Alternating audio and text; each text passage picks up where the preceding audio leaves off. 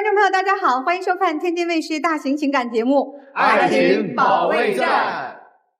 好，先来认一下今天的5位情感疗愈团的老师。大家好，我是于波红。人世间有很多东西都可以通过打拼而得到，但唯有爱情不可以。大家好，我是曹鹤阳。情感生活遇烦恼，打开电视看爱宝。大家好，我是严品红。怦然心动只是刹那的经验，而柴米油盐才是一辈子的生活。大家好，我是青年作家文静儿，在这里跟大家说，爱人之前先爱己哦。大家好，我是曲伟。爱是信任自己，而不是控制对方。好，让我们有请今天的嘉宾，有请，欢迎你们。本期第一对情感嘉宾，郑先生25岁，来自天津，自由职业；刘女士25岁，来自辽宁，自由职业。他们遇到了怎样的情感困惑呢？你觉得你们的感情出现了什么问题？我们俩至今已经交往2年了，有了结婚的打算，所以很多问题就接踵而至。我们学历相差悬殊，情商高低不同，这也导致待人接物上面有很多问题。我们想结婚的计划也没有获得双方父母的认可。我们在准备结婚的路上举步维艰，已经濒临了分手的边缘。好，这谁先来说一说呀？那我先说吧。好，我们2个在一起2年，然后在准备结婚，所以目前面对着很多的问题。首先第一个就是彩礼，因为我有个弟弟，我弟弟比我早结婚，我弟弟那边彩礼拿了100万。当然女方也有陪嫁了，就是这个都是你来我往的事情。所以你对他们家彩礼是有要求的是吧？我跟我父母商量的，然后也是结合我们2个自身的情况，大概是66.6万。非常不合理，太过夸张。这个钱是留给我们之后共同生活的，比如说存起来，不是说谁哪一方据为己有了。这个其实彩礼多少啊，这个都是双方家里人的这个心意哈。这他们家有这能力吗？关键是他个人是有这个能力的。你眼睛瞪那么大干啥呢？他总是非常高看我，其实。你没这能力吗？我认为我没有。他主张的是不彩礼也不陪嫁。你是为啥觉得1分彩礼都不要给啊？我觉得没有必要啊，拿这么多钱干什么呢？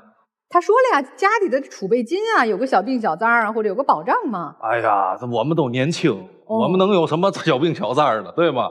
睡一觉不就好了吗？啊，你也睡不着呀。他有神经衰弱，他晚上睡不着觉。不是他会不会他就没这实力，然后呢非得要强撑着说，哎呀咱没这个必要，到底是哪一种？这个实力上呢是这样，就是因为我做这个就是自由职业嘛，这个不稳定，可能好的时候呢1个月比较多，哎，就是开张吃半年吧，属于对，所以他就觉得哎，这个挺靠谱，对我寄予了比较过高的期待，可以说。哎，姑娘，你自己赚钱吗？你有能力吗？我是这样，我今年6月份刚研究生毕业。我在上学期间做过工作，然后有一点积蓄，但是其实我个人在职场上稍微受了一点打击，受过一点伤，所以我想说我现在先不工作。受啥打击了？这么严重？就是职场关系啊，或者说我当时的工作可能需要喝酒，喝大酒，晚上喝了大酒，第2天早上7、8点又要上班，然后身心俱疲吧，有点。不上班，你就在家里边待着。他又是什么叫什么半年开张一次，什么一次吃半年是吧？对呀。那你俩大部分时间挺闲呀。他还是经常上班的，就是他总是给人。他总是想表现的自己特别散漫或者啥的，其实他心里挺上进的。因为你刚才说他睡不着觉嘛，说明他焦虑。对，就是他对很多事情都很上心。你俩现在是已经合租共同生活了吗？对，这就是我们现在有一个挺大的问题，像刚才您说的，这个他25了，我们都25了。我说你天天不找工作，你在家一天一天的，我说这个不行啊。你工作受了打击，你喝酒，对吗？你其实也爱喝，我知道。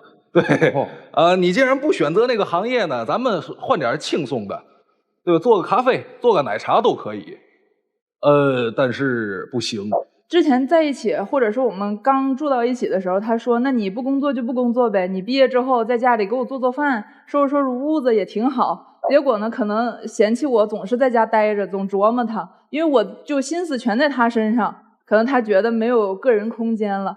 哎，那你们俩这个就是共同生活到一块儿之后，有没有生活上的一些习惯呀，或者是生活方式彼此磨合的怎么样？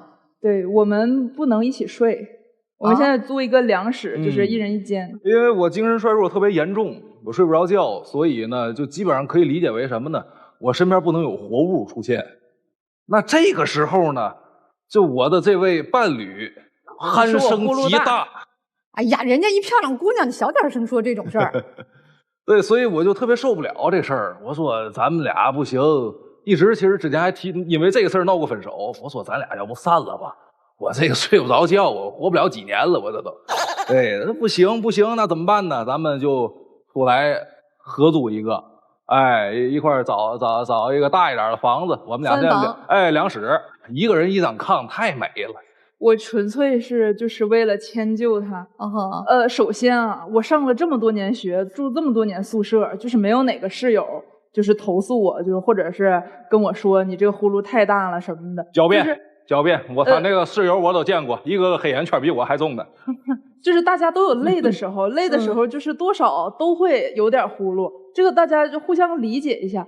而且就是我最在意的是什么？他不允许我发出任何动静，但是他那个短视频的声音又放得很大，他必须得听着短视频的声才可以睡。但实际上这个分床睡，它不仅仅是说睡觉我们分开了，很多空间啊或者交流和分享也会减少，是吧？或者个人的隐私就会多一些了。这是个问题吗？对你们来说？尤其是他的这个工作性质，就是他有特别多女粉丝。啥工作呀？做自媒体的。对，所以他有很多女粉丝，经常就是半夜呀，或者是反正见缝插针的吧，就是疯狂的找他，就各种很多人，然后总是在跟他说，他手机总是不停。那有没有发现其他的就是不是女粉丝的？有一次我在家里收拾卫生，就虽然我们分房间睡，但他的房间还是我打扫。在他枕头下面发现他之前用的旧手机，我就是说想给他关机，因为他一直放在那儿耗电嘛。然后打开之后发现他手机里面有他所有前女友的照片。你有多少前女友啊？7、8个，这意思。妈呀，你25岁7、8个前女友了，基本成年之后1年1个吧。不是你女朋友看到生气了，你都没删吗？我给手机摔了，反正现在打不开是看不见了，彻底没了。她是你的初恋吗，姑娘？她是我第3任。这也不傻，行，你也别总说我。你那个男闺蜜那个事儿，你能解释清楚吗？一跟我吵架就往男闺蜜家钻，说今儿不回来了，今儿不回来了，在人家睡一宿，这是干嘛呢？我觉得这个事情，首先我那男闺蜜是我从小到大的同学，我们俩6岁就在一起上学，就是同班同学，一直到大学，后面研究生不在一起了。所以我们两个就是很熟很亲密，然后尤其我们两家家长住的也近，也都认识。再一个，他一直是在老家工作，所以我每次找他都是，比如说过年、逢年过节回老家的时候，我们俩说那个出去玩一大天，然后如果比如说晚上太晚了，或者说这个有话聊不完，我在他们家就回一宿。就是我们两个就是纯粹的好朋友，完全没有任何的什么情感纠纷，完全没有，从来没有过。那你男朋友认识吗？不认识啊，不让我见呢。尤其他特别嫌弃我的朋友，因为我这个朋友他小学4、5年级的时候就有糖尿病，他就一直揪着人这个事情不放，这是人家自己身体的问题。哎呀，我说你出去找个外宅，你还不说找个身体好的，你找个有糖尿病的，这算嘛呢？他总是会因为各种事情怀疑我，比如说他做梦见我跟前男友藕断丝连，第二天起来就要跟我发脾气。做个梦都一惊一乍，认为是真实的。哎呀，这种事太多了。你们双方家长都知道是吧？都要结婚了吗？看中了吗？相中你这？双方都没相中。他父母觉得什么呢？我觉得我这个学历比较低，对，因为我是中专毕业，对，觉得什么呢？配不上他们家闺女这么高的学历了，属于。其实他父母对我不是很满意啊。因为我不工作现在。那你真的觉得他工作很有能力，可以养活你们的小家庭吗？我其实也不图大富大贵啊什么的，咱们就是家里面平平稳稳的就可以。那我问个问题啊，这彩礼的事儿没过关的话，如果说把彩礼先放下来，你们俩结婚以后买房吗？有这打算吗？有的。家里两家的条件都能支撑起来吗？其实我家有点费劲，只能说往上努一努。你知道他们家这情况吗？我是觉得咱们买房可以买能力之内的房，就是我并不要求你买多么豪华或者多么好的房子，就是差不多就行，咱们都是普通人。但是钱这方面，因为你平时吃穿用度不能靠房子来解决呀，还是需要花钱的呀。那你父母对他们家的经济条件有过怀疑吗？有过不满吗？我现在还没太敢说。不知道他们家经济条件，这不是彩礼都说拿不出来吗？你们家可是弟弟结婚拿出100万的彩礼啊！因为我觉得他不是拿不出来，他就是不愿意罢了。他可能觉得我不值这个钱。如果2位真的结了婚，那未来的小家庭、生孩子呀等等这些事情，你们都考虑过吗？考虑啊，当然考虑了这事儿。我就觉得什么呢？就是孩子的这个健康快乐是第一位的。对。但是他的话就总想着，就一定要上个好学校。一定要这种追名逐利啊，反正如何的，我就特别不认可。哎呀，行吧。除过这些我们听到的这些外在的条件啊，你们俩之间的感情呢，就是彼此疼爱对方吗？就是这方面呢，怎么样？这个东西刚开始肯定谁都好，但是随着这个时间啊，随着这个事儿啊越磨啊，就是我不是人家可能还对我挺那嘛，但是我有点需要个人空间。你要多大的个人空间呢？哎呀，我其实就希望什么，就是2个人在一个屋檐下，我工作，他干点他爱干的，就别成天黏着。小刘，你觉得他还关注你吗？生活中？我觉得不是，没有之前关注了。现在能举个例子吗？什么让你觉得他对你的关注很明显的不好了？有一次我们跟一个朋友去爬泰山，路上就是我骑车摔倒了。然后受了点伤，手啊、胳膊呀摔破了。然后我们同行的是他的一个女同事，我们那个关系都很好。然后回到酒店之后，那个女生就说：“你快来，我这帮你消消毒、上上药啊什么的。”我就去他房间了。我虽然说没有直说啊，我没有直接跟他说，我说你过来看看我啊，或者怎么着的，但他就完全不来。这个我说说我当时的整个经历啊。我们泰山那个骑那种电动摩托车嘛。谁骑电动摩托车撒把骑呀？我就是想玩一下嘛，追求刺激，撒把骑，一放开，啪一下摔那儿了。我一看呢，实话实说，各位，就是我从小玩到大的。从小我7岁，我妈就教我爬树，就是受的伤不计其数了。我太知道这磕了碰了是什么样了，就久病成良医了。我一看，我说这个就红了点儿，皮儿都没怎么破，我就说没嘛事儿，咱回酒店吧。这事儿我就没往心里去。那这事儿你没跟他生气呀？拜扯到半夜。就是我一开始生气，他也哄我，他也承认，就是说可能自己有点疏忽了。但是我觉得，就是咱们以小见大嘛。现在这种事情，就是他其实不太把我的事情放在心上。我觉得，虽然我承认不是完全不放在心上，只是说这个程度现在达不到你的要求。对，小刘，你在场上的表达都非常理性，这个他生活中跟你吵架或者有不满的时候，他也是这样吗？或者黏你的时候也是这样吗？黏的时候肯定不是，但是吵架的时候，就是这个高学历啊，他嘴非常硬，而且他的逻辑非常清晰，基本上吵架那我就十吵9输了。那你怎么哄呢？一般都还生气呢？他就这么哄啊？对。小刘，你喜欢他啥呀？我其实觉得我们挺互补的，因为我有的时候确实我承认我有点过于严肃了。喜欢他的哏儿，还有什么呀？就是很帅呀。帅。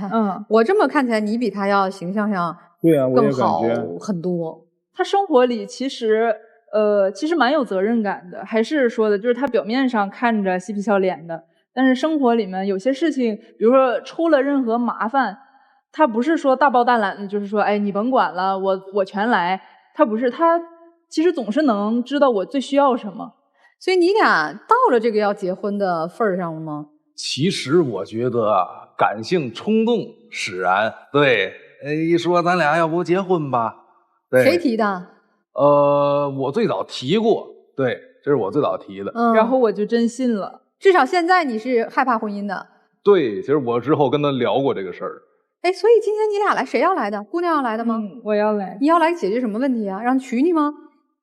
哎呀，点头点得这么肯定。那什么样的情形下，郑先生你就可以进入婚姻了？我觉得得是我足够的丰满了，不管从事业上还是这种内心的这种充盈程度上，我觉得我现在我不是一个真正意义上的成年人，我觉得我不够成熟。这是一，你对自己觉得达不到要求。那第二，你对对方有什么要求，你才觉得这个女性适合和我成家？我觉得得是比较忠诚。我们俩之前一直有一个矛盾点没有解决，就是他在过年期间了，他妈妈给他安排相亲对象，他背着我背着我相亲去了。那会儿我们俩搞着对象呢。因为我想结婚的这个事情被我妈了解到了，然后家里就开始发力了，就去看了一眼，吃了个饭，然后我也明确跟人家说了，我就说咱们就是再看看，就是不是很合适。我也很坦诚的跟他说了，我并没有想瞒着他。所以你看，你男朋友用了个特别重的词儿，说忠诚的问题，他觉得这个是对他的不忠诚哈。对呀，还说你什么有不告诉我，这是我后来算是翻出来了这个事儿，对他才说的。所以你觉得无论从你个人能力，还从他的现在的状况，都不适合结婚？对。他跟你说过这个吗？不适合结婚，姑娘？他说过。那他要真不跟你结婚，就现在不跟你结婚，你准备怎么办？等，还是说走回去继续相亲，找个能结婚的？其实我从心眼里是觉得可以再磨合一下，或者说可以再协调一下的。反正你就认准他了。我现在挺认准他的。这男生觉得时机不到哈。好吧，25岁的两个年轻人来到我们节目现场，一个想结婚，一个说恐婚，那他们这个感情该怎么继续啊？听听老师们有什么建议吧啊。女生，弟弟娶媳妇出了100万的彩礼，你现在才要66.65万，已经打了7.34折，你认为已经要求不高了？你刚才有句话问得好，我是不是不值？我明确告诉你，在他心里就是不值。一个研究生毕业的女生，如果现在只在家里做饭照顾家里，那不是教育浪费吗？他会看得起你吗？你遇到了挫折，重新找呗。您现在需要的是重新振作呀。所以很简单，第一，在结婚之前搬出这个家，不和他住在一起，然后不管怎么样去找适合的工作。只有自己作为了，自己闪亮了，他才不敢看不起你。我最后一句话，他现在就是看不起你。谢谢。一个在制造问题，一个在规避问题，俩人没有解决问题。俩人生活当中所有能造成两个人出现裂痕、猜忌、猜疑所有的问题，俩人都不去解决，俩人在往前推。这个事儿不管了，我们来跳过下一步，咱们谈婚论嫁吧。谈婚论嫁，彩礼的事儿还没有解决呢，然后再往前推，咱们规划一下未来，咱们要孩子教育。俩人因为这个事儿又吵起来了。我不知道你们俩在干什么。从刚才到现在，你一直在强调意见，我觉得我们俩还行，我觉得我们俩没有问题，我觉得我们俩还可以继续走下去，我们俩挺好。你的归根结底的思想就是我必须嫁给你，我已经认准你了。那反过来就是他知道你认准他了，人家就不着急了。那我给你们俩留一个问题，如果两个人真想走到一块儿去，他都说了他们家这是面子工程，66.6万是面子工程，现在告诉你是面子工程，我们家其实就是要说出去好听，你说服你的家庭不要这66.6万，但是我们对外亲戚朋友都说他们家给了66.6万，你娶她吗？来，不用回答我，我说完了啊，你们想想这个问题。如果这个问题两个人还犹豫，俩人就不要在一块儿了。你俩真挺奇怪的，我觉得。啊，姑娘，你在干啥呀？你难道不应该把你所学的这么多年所思考的所掌握的东西放在一个能够让你发挥最大光彩和能量的地方吗？现在全都自废武功是吧？你琢磨点有用的事儿行吗？你天天琢磨他跟女客户有没有发微信啊，琢磨他为啥睡觉睡不好呀。男生我觉得你是急需调整的啊，你看起来很阳光，其实你内心很自卑，你是真的不懂别人欣赏你的眼光。这么好一个姑娘放旁边，你嫌这嫌那，你能放下心里这些纠结和芥蒂，你就能睡好觉。你要相信你的有责任心，他说了，这个我信。你外表可能比较开朗，形象可能也是部分女生喜欢的类型，这些都是你实实在在拥有的。你有上进心，你尽量的给别人提供欢乐，这是你的优势。你要接纳自己，我有一部分不足，我家庭条件没有那么好，我学历没有那么高，我没有一个所谓的就是高学历得来的工作机会，我要靠手艺，对吧？去生活。但这些是让我们可以骄傲的资本啊。我就说这么多，我也不知道你们能不能理解。总之我的感受是两位不合适，在一起其实是彼此消耗了对方的能量，可能分开你们会各自成为更好、更开心、更有价值感的人啊。谢谢。我总结了几点，第一个就是我觉得可能两位都是在玻璃渣里面找糖吃，就是我不是说你们对方是渣渣，就是说我觉得这段感情就是在你们对方的视角里面，其实每个人都知道他破碎的那个部分，但是大家都是蒙上双眼只看那个好的那个部分。那接下来说第二个点就是我觉得二位都没有一个配得感。这个配得感是什么？我先跟女生说，其实不针对于你说这个话，宝宝，就是因为其实很多就是高知的女性，在很多就是在学历或者认知匹配不上自己的男性的眼里，其实他是觉得你的高知等于没有情趣，但是往往因为你们的认知不对等，所以某些人的有情趣，其实在咱眼里是低级趣味，你知道吗？咱们要面对正视这个问题，这就是由就是学历认知差产生的，我觉得你们在相处过程中的这个问题，而且这个问题它不会随着你们年龄的增长，不会随着时间岁月的漫长和沉淀而去改变。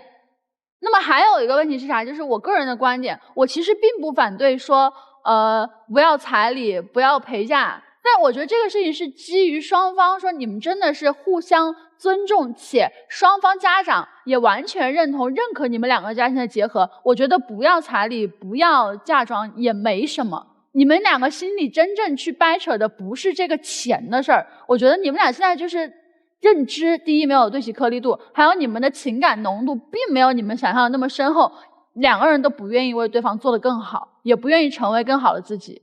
谢谢。我其实挺喜欢你们两个人的，你们俩就真是两个小孩子，但是完全是在两个世界的小孩子，彼此都是因为对方身上有我从来没有的经历或者我向往的经历而在一起。女生真正的状态是什么？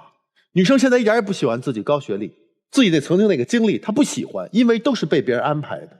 你身上的气质是你父母希望你拥有的气质，你自己的气质是什么？你自己最想做的事情是什么？一个细节我能感觉到那是你想做的事儿。双手撒把，你的父母从来就不可能让你做那件事情，但你突然有了一个氛围，说我可以双手撒把了，因为你觉得自己找到了一个真正懂你的人了。而双手撒把这件事情，男生你早就做过了，你早就摔过了，可能20年前就没人管你，你就摔过了，对吗？这恰恰是你的魅力，在他眼里你是发光的，你能这样能拥有着我，能拖着我。他没有自主性，他去相那个亲一定不是他心甘情愿的，他绝对是专一的这份情感，他只不知道怎么去拒绝一直在安排自己的那个父母的要求，他不知道怎么去拒绝，他好想双手撒把，他把所有都给你了，一个非常单纯的姑娘在爱着你，他觉得结婚很简单啊，给了彩礼就可以啊，你给一份我再加你一份呀，我的弟都有100万的彩礼，他们家有这个条件啊，但你却认为这句句都是在刺痛你。他就要小孩很简单啊，我来在家里看着有你工作就行了，但是你却觉得那好大的责任你在逃避，他是在逃避工作，你何尝又不是在逃避责任呢？但是你们两个人我觉得都是爱对方的，就是不知道怎么去爱。女孩很懂你啊，她知道你的笑其实是在掩饰，你其实心思很沉的。她的稳重，但她内心很幼稚的。你们俩真是一个不错互补的对象，互相能够在对方身上找到自己想要多年的那份感觉。去找啊，好好在一起谈恋爱吧，很合适。至于能不能结婚，不着急，慢慢去发掘对方的光，能找到自己的真正合适的伴侣。好，带着老师们的建议，请两位坐下来思考一下啊。我们请上这一对来，请交换位置。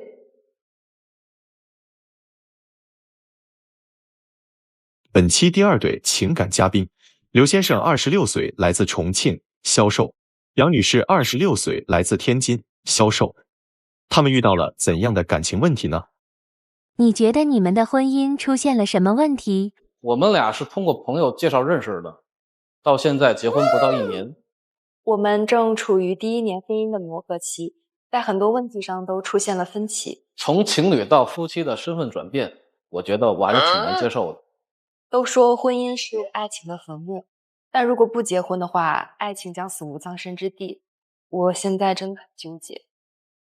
按道理的新婚是不应该有这么大分歧，还得求得帮助的啊。对，就是感觉跟恋爱相比变化有点太大了，然后很多问题就是结婚之前也没有商量好，就一下子全都打过来，给我俩打的有点懵，所以想来这儿请老师帮忙。咱不着急，慢慢说啊。你俩是谈恋爱谈了多久结的婚啊？3年。那了解彼此2个大家庭的情况吗？还算了解。他家里有3个孩子，然后他有一个哥哥，他的哥哥是一个比较内向、比较宅的人，也不太愿意跟家里人亲近。然后他还有一个妹妹，妹妹也是要到了谈婚论嫁的年纪了，然后也有一个稳定的伴侣。他爸妈也比较疼他，喜欢他，然后他也是一个孝顺的人，所以他爸妈就要求我们婚后是跟家里人同住的。然后我是觉得我很需要个人空间。因为住在哪儿？他爸妈在哪儿啊？在北京。然后我是觉得我们2个已经成立我们的小家了，也是需要我们的一个就个人空间嘛。所以我就是不太愿意跟父母同住。那这些婚前商量好了吗？商量好了，但是结婚以后又变卦了，就还是总是会每次回他家，他爸妈都会说啊，要不来这儿住吧，我们可以照顾你啊，然后可以省房租啊之类的。就是我爸我妈的这个出发点，就是可能也是为我们好，因为大家也知道，在北京工作压力挺大，然后房租也挺贵。他就想着能照顾我们，然后也给我们省下一笔钱。以后不是，那你哥还在家里是吧？对啊，然后再加上你们小夫妻，就大家都住一块儿。对。你家住得下吗？再万一生个孩子，这多少口人啊？对，那以后的事儿，那肯定就是不太住得下。但所以说我们也是搬出来了嘛。就没住一块儿哈。对，因为我爸妈出发点是这样的。我退而求其次，我在你爸妈家旁边的小区租一个房子，然后你们就等于结婚没有买房哈？对，因为他们家只能给得起50万的首付嘛，我就选择在天津买一套房子，先付个首付，然后再还贷款。然后我也比较了解他家的情况嘛，因为孩子比较多，可能经济上来说没有那么理想，所以我也就选择了不要彩礼。这儿听起来还可以啊，最后你也租了房了，也买了房了。就是我们已经搬出去了，然后他爸妈就是私自配了我们那个房子的钥匙，然后就经常来我们家里，就是也不打声招呼，就直接就开门闯进来。这个要说清楚。父母是偷配钥匙，还是你们给了他备用钥匙？之前给过，后来收回来了，然后他们又自己偷偷配了一把。为什么收回来？因为我觉得不太方便，就经常我自己可能在家的时候，可能自己想干点什么，但是他爸妈突然拿钥匙就直接闯进来了，不敲门不提前说的。我会觉得很没有安全感。其实这问题是这样的，因为我们出去住吧，我爸妈就是可能想着我们老吃外卖，因为我们工作确实很忙，然后吧提前说好出去住，然后自己做饭也没时间做。然后我爸我妈每次过来也不是空手来给我们送饭，而且我们没事儿也出差。因为我们还养着猫，养着狗，对，那猫粮谁添的呀？那狗谁遛的呀？对吧？不是，他说了嘛，可能最初给钥匙也是愿意爸妈来，但是提前打个招呼呀，别那个你说他要万一穿个什么夏天凉快的小衣服在家，你爸一推门进来，这不也尴尬吗？是这意思吧，姑娘？对，然后周末的时候，我们都在休息，然后大早上7、8点钟就开门进来，然后周末也休息不好。你跟爸妈说一声，说妈，你今天要来的时候就提前跟我们说一声。说过，对，但是不听。家里老人就比较固执。我妈这个人比较通情达理，她都比较明白。然后我爸爸就比较固执，老一派。说我儿子的地儿，我想来我就来，干嘛不能来呀？他认为我儿子的房子，我想进就进呗。对，这种感觉。然后我妈就是帮忙调解吧，然后就给这钥匙拿回来了。可能拿回来之前，他就配好了一把。对。还有因为就是公婆因为这个爸妈产生矛盾吗？还有什么事儿吗？还有就是，他是一个这个丁克主义但我比较喜欢小孩，然后就是我爸我妈就是给这个家里传宗接代的任务，也是这个重任也在我身上，所以我就想着我们就是年轻，然后我爸我妈还有这个精力能帮我们带一带，为什么不尝试一下呢？这不应该婚前商量好的事儿吧？也是婚前商量好，然后婚后又推翻了。就说好了你不要孩子，他同意。对。那你这婚前你不都跟人家跟你说了呀？那你要是不同意，你就别结婚嘛。这是很大一个事儿啊。对，生孩子这个是很大，那是个生命啊。是的，就是他们也没有问过我到底为什么不想要，为什么不想要？因为我觉得，就是最近就是刷短视频嘛，就经常会了解到一些生育对女性带来的一些伤害。你快别刷了，而且这些伤害都是不可逆的。你越看，越看越焦虑，全是这些。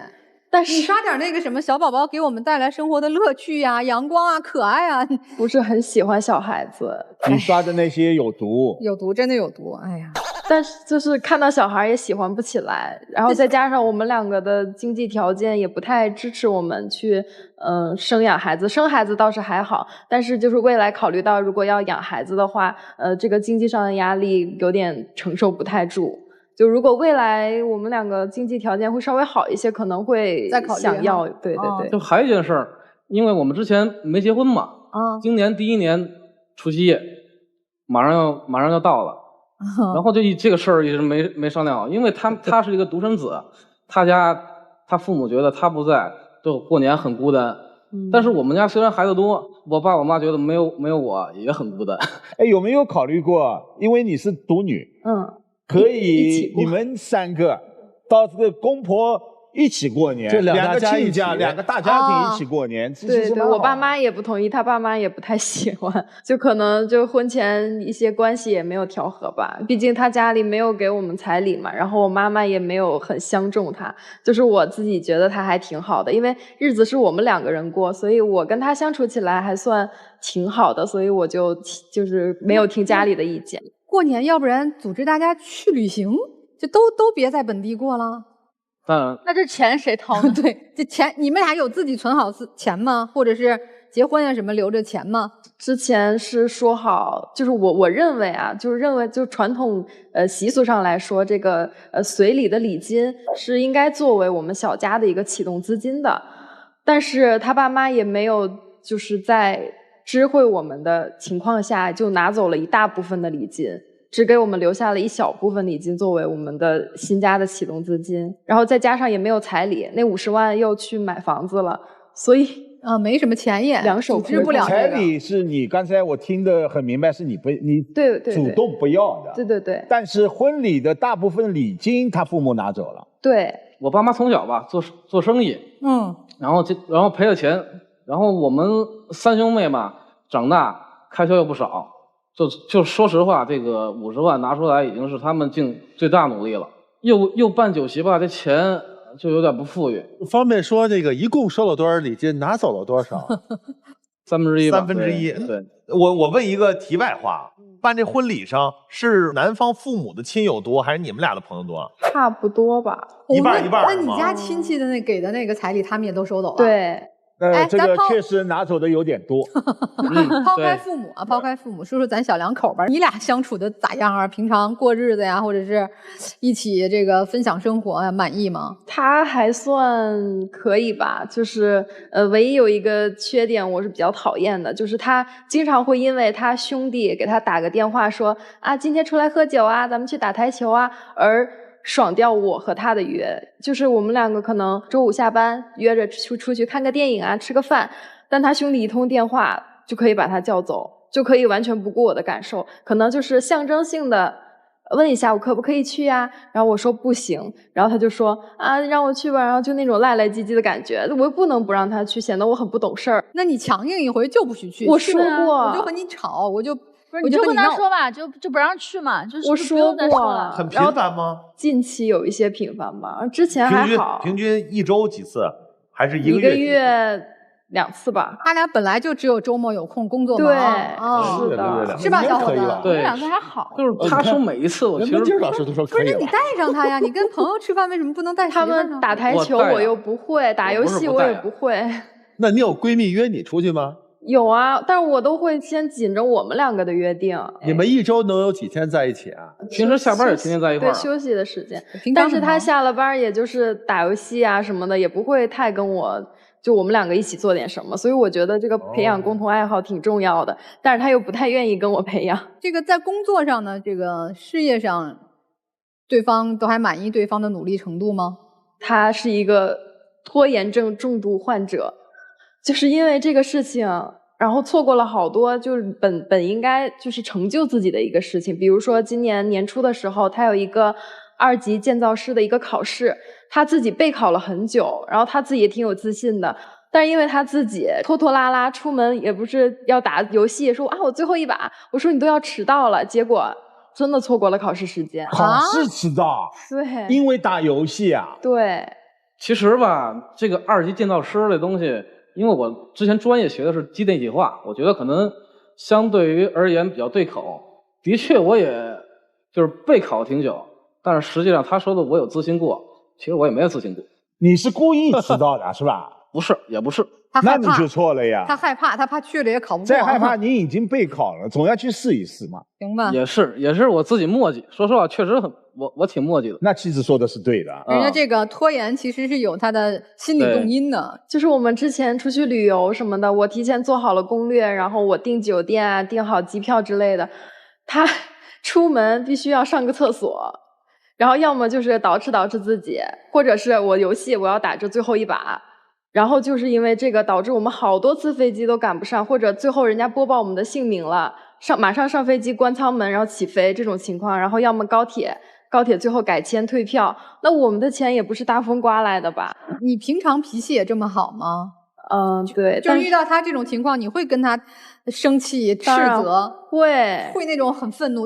你媳妇儿会这样吗？会的，会，有时候也会，对。但大部分时候还是温柔的吧？对。你就是欺负他温柔。最过分的还有一次还有过分的？就连我们领证都领了3次，因为他迟到。哎，那你看上他什么了？我觉得他是一个比较孝顺的人，就是家里父母啊也经常买点东西啊，经常回去看一看啊，然后给双方父母花钱也是很大方。然后那他去父母家有拖延过吗？太正常了。有的，对不对？拖延的人。好的。就他很爱家，你觉得？对，然后也很有责任心吧。然后我最喜欢的就是我们每次吵架的时候，他就是奔着解决问题去的，就先把你哄好以后，我们一定会把这个问题化解，然后就是下次不会再因为这个问题再吵。哎，他还有个妹妹哈。对，这个妹妹也是待嫁。对。你妹妹结婚需要你张罗吗？帮忙吗？其实这个东西，因为还没最终到，如果说需要的话，我可能会给她帮助。因为我和我妹就是从小长到大，她就是个男孩性格，她喜欢机车。她买个车置办下来6、7万块钱，然后头盔护具得买好的，一头盔5000块钱。你给买的呀？她不够，我肯定会给她。她就业了吗？她现在刚就业，因为她刚毕业，然后她有男朋友吗？有男朋友。她给她妹妹贴的钱多吗？工资的1半啊？她挣多少钱呀8000给4000，每月吗？对，就你们结婚这快1年，他每月都给妹妹这么多钱？几乎吧。他现在不是刚工作吗？是那个实习嘛？哦，对，等他钱不够工作稳定花。对，是他问你要的，还是你主动给的？我有要也有我会自己问问他嘛。哎，小刘，你对家人都很好，对吧？听爸妈的，也照顾妹妹。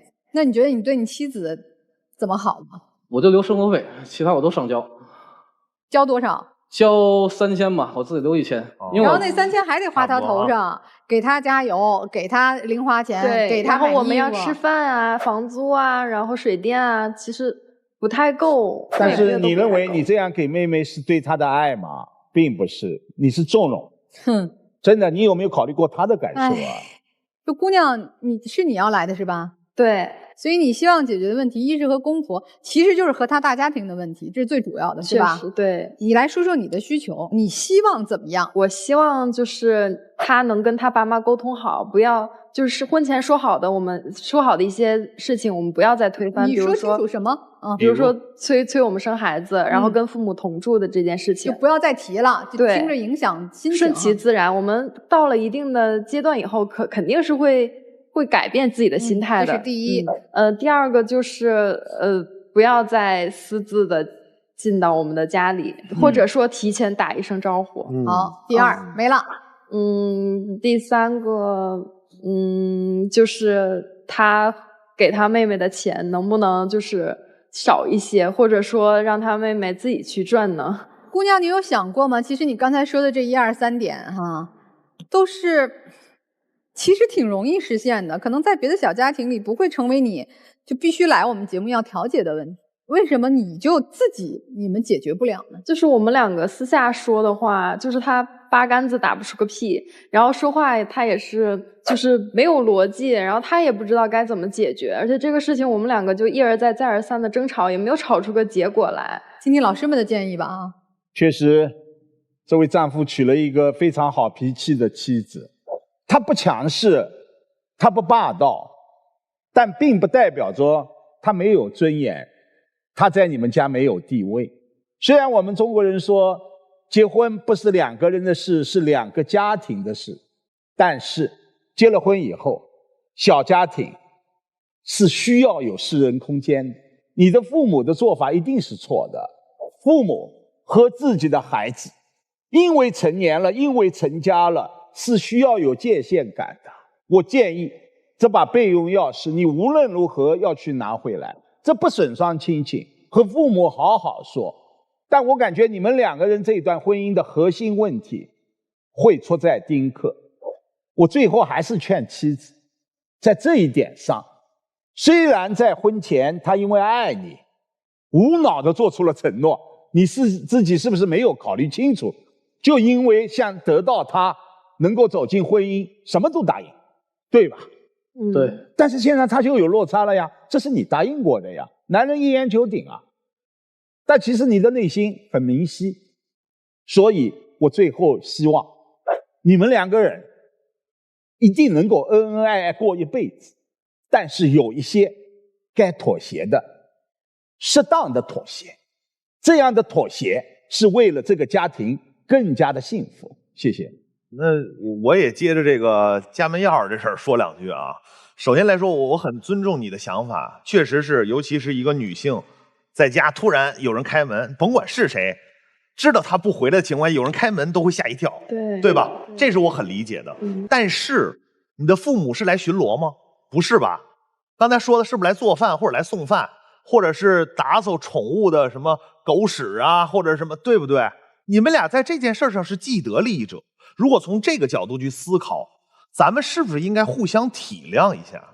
但是有备用钥匙这个事儿呢，其实咱是不是可以，如果真的是抱着解决问题的态度，咱是不是可以让大脑灵活一些？咱花点钱换个指纹锁行不行？如果你不在家，你自己在家的时候，你手机可以操作的，你把这一套指纹先暂停，或者怎么那不可以更让老人觉得你们这是怎么着故意防我？这矛盾升级了就。听我说完呀，来的时候他一摁不好使，他不就得敲门了吗？或者打电话了吗？说哎呦不好意思，这锁可能高科技也不太好。明白在这儿呢。不是你就是这么糊弄那个。我们家不是，但是我是想表达就是这个东西是可以灵活一些。对，老人逐渐发现你们家太麻烦了，摁这锁麻烦，算了，我不去了。这个事儿时间长了，大家都会有一定思考。是的，但是你们都没做呀。还有这妹妹的问题，这个妹妹已经工作了，是有收入的。对，哥哥帮妹妹天经地义，这肯定没毛病啊。你妹妹遇到困难了，她用的是困难这个词。你告诉我，买摩托车、买头盔，5000块钱、6万、7万，这叫困难吗？她有什么困难？你们俩过的就不困难吗？一个月8000，拿出4000，只剩4000，还要交房租。俩人还得过日子，还没有孩子的情况下，这个不叫困难吗？你看，你们根本就没想过你们俩要面对什么样的困难，现在只是一味的埋怨，这边不知道怎么做，这边只知道埋怨，没用，解决不了。先解决眼前的问题。我说完了。谢谢老师。我说的严重一点啊，你的丈夫其实对你不够尊重，他可能不自知啊。你不知婚姻为何物，你不知道小家庭为何物，你可能在你热热闹闹、父亲权威式的这种大家庭当中生活了25年，你认为那是正常的，你忘了你自己成家了，这个家才是你应该首先负责任的家。我也不是挑拨你们关系啊，就是你没有独立，你没有成长，你还差那么半步才能做一个合格的丈夫。男生你要赶紧的脱离原生家庭，承担丈夫的主要责任。你的排序是先做丈夫，再做儿子，最后才是哥。你现在顺序都错乱了，你知道吗？所以我觉得为了你们个人成长的好，把自己的责任捋清楚，感情还是很有的，要赶紧成长。谢谢啊。我对你们这段婚姻非常的不看好，如果现在不改变，你们俩就是赶紧就离了就完了。为啥？你父母应该对他父母的意见是跟滚雪球一样越滚越大的吧，对吧？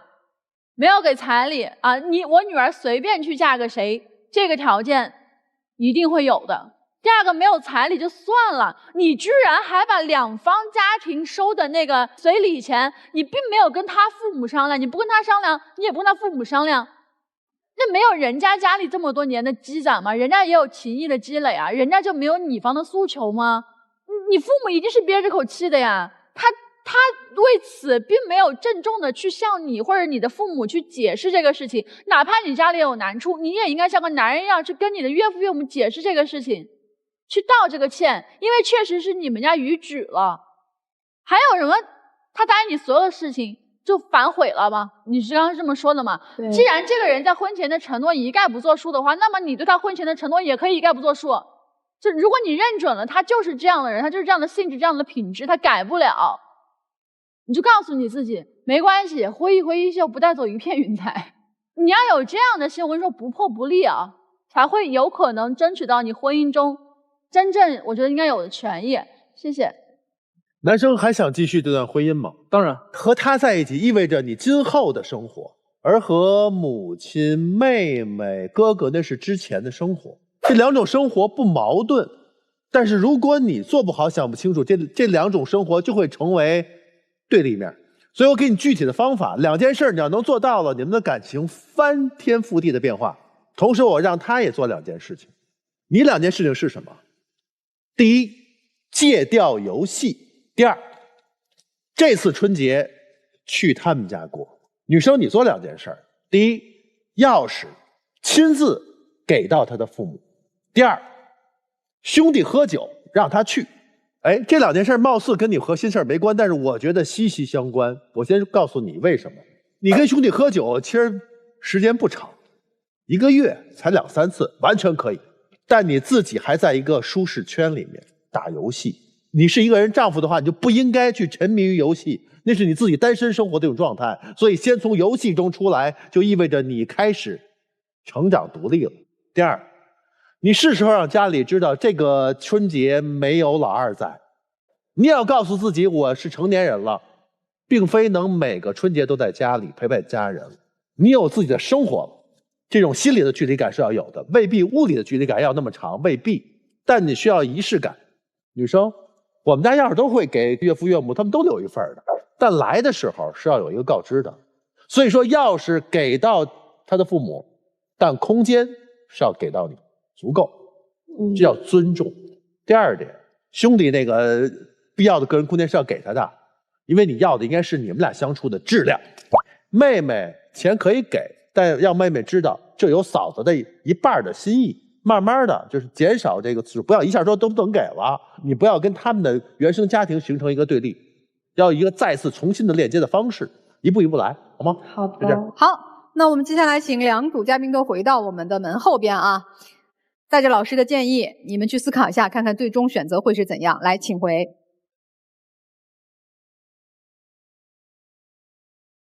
好，电视机前的观众朋友，欢迎通过金云 App、天津 IPTV 网络电视、万事达手机客户端来收看我们的节目。欢迎大家登录腾讯视频和优酷视频来收看节目的完整视频。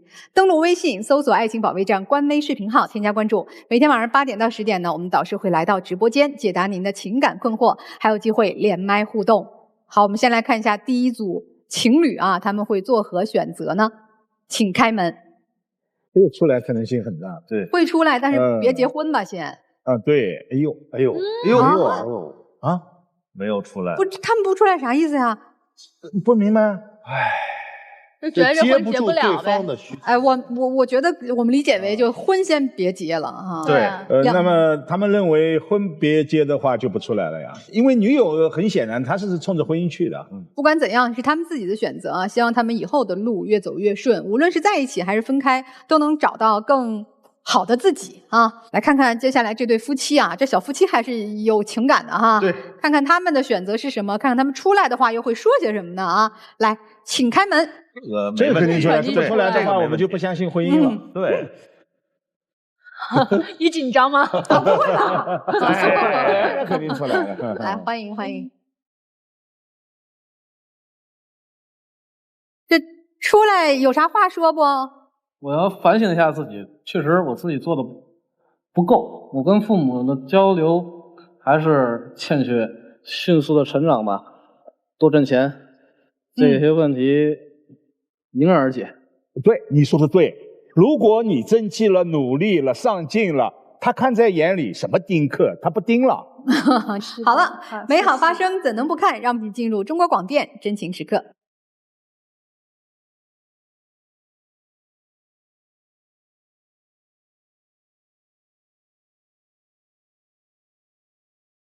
好，请亮灯吧。你看多恩爱啊！更多的拥抱和彼此的关怀，留给你们以后的日子啊！好，祝你们幸福，加油吧！再见。好，谢谢。也谢谢老师们的分享，以及我们观众朋友的收看。我们下次爱情保卫战再见。